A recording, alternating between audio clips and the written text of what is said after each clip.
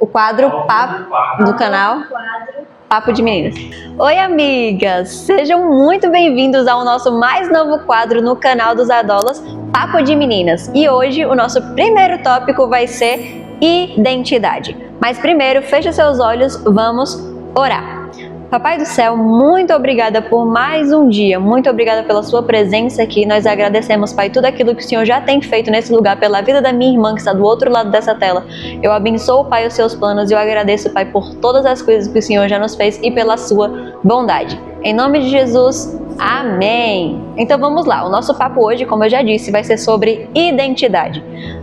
Hoje em dia, nós buscamos quem nós somos e a certeza da nossa identidade em muitas coisas ao nosso redor. Em filmes, redes sociais, músicas, amizades, e tudo isso faz parte, na verdade, de um processo, mas nada disso pode nem deve definir aquilo que você é.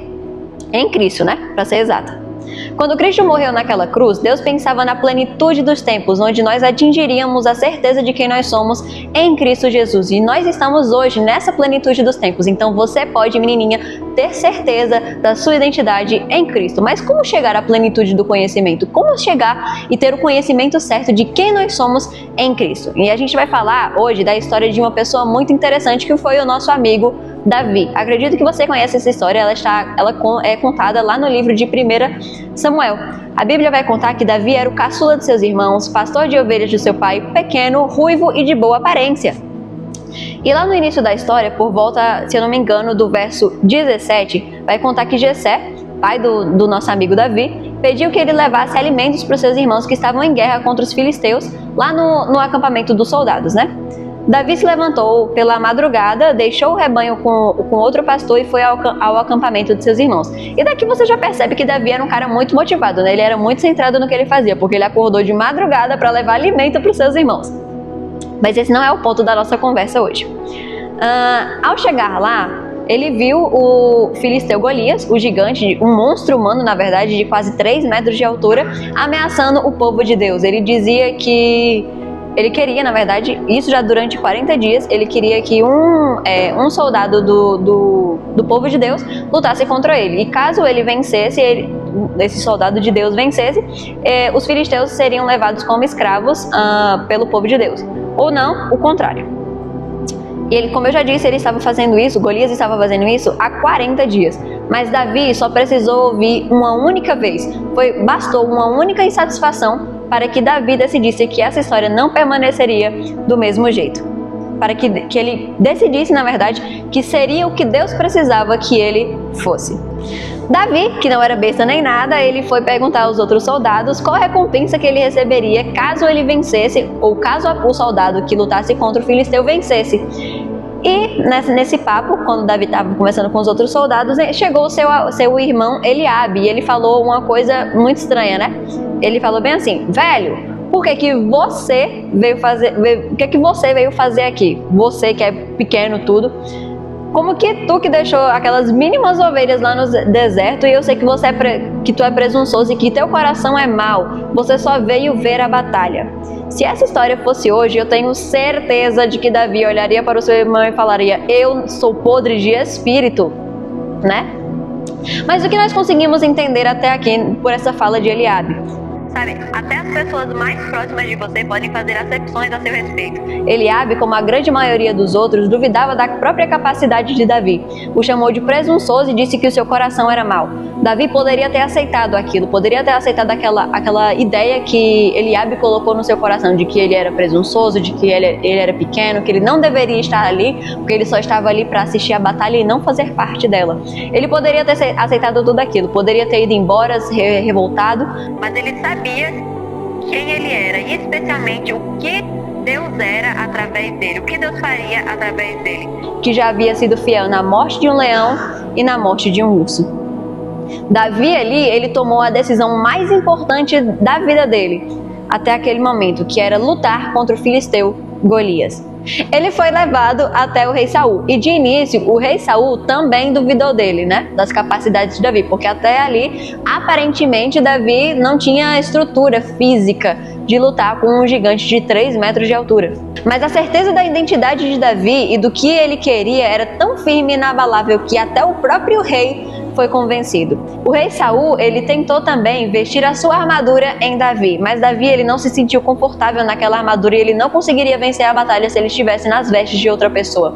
O que a gente aprende com isso? Que ele queria que Davi fosse como o rei era, mas não seria Davi, na real não seria nem Deus ali. Você vê? Então a gente entende até aqui que bastou que apenas 3 pessoas confiassem na capacidade de Davi.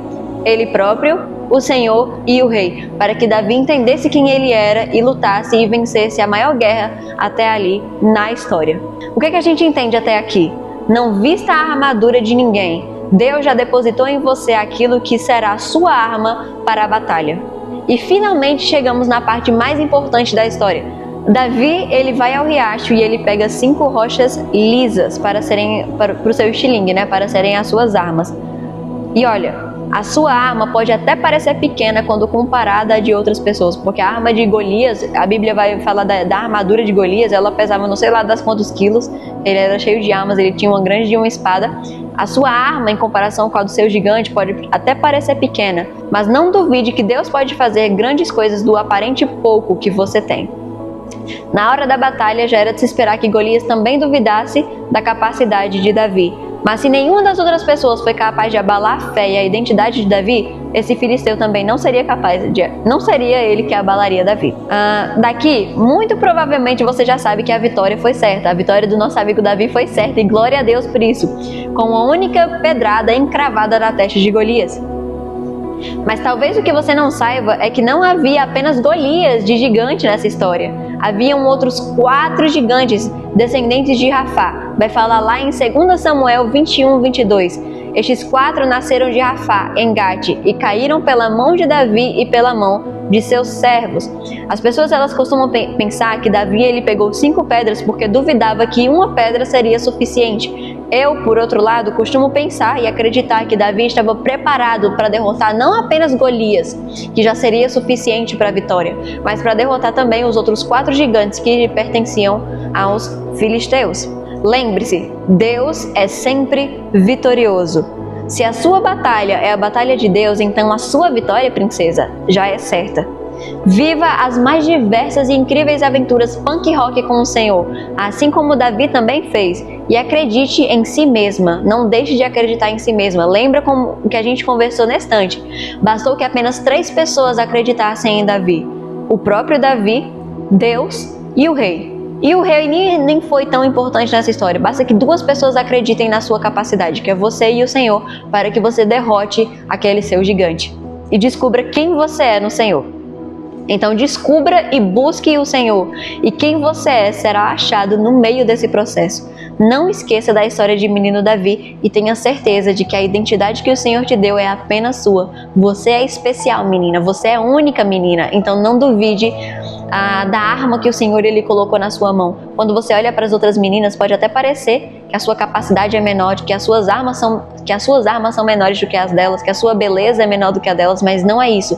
O Senhor depositou em você alguma coisa que é única. Eu posso até não entender agora, nem você pode entender agora, mas o Senhor sabe. Então basta que você busque o Senhor e descubra quem você é no Senhor e quem Ele te chamou para ser. Então seja como Davi. Tenha suas 5 pedras, porque pode ser até que uma única pedra seja suficiente para derrotar todos, como foi Davi, mas esteja preparado. Então ache as suas 5 pedrinhas, confie nas armas que o Senhor ele já depositou na sua mão, acredite em si mesma, mesmo quando as pessoas ao seu redor não acreditam, e busque os seus sonhos. Sonhe aventuras altas e, como eu disse, viva as mais diversas aventuras punk rock com o Senhor e cresça em conhecimento.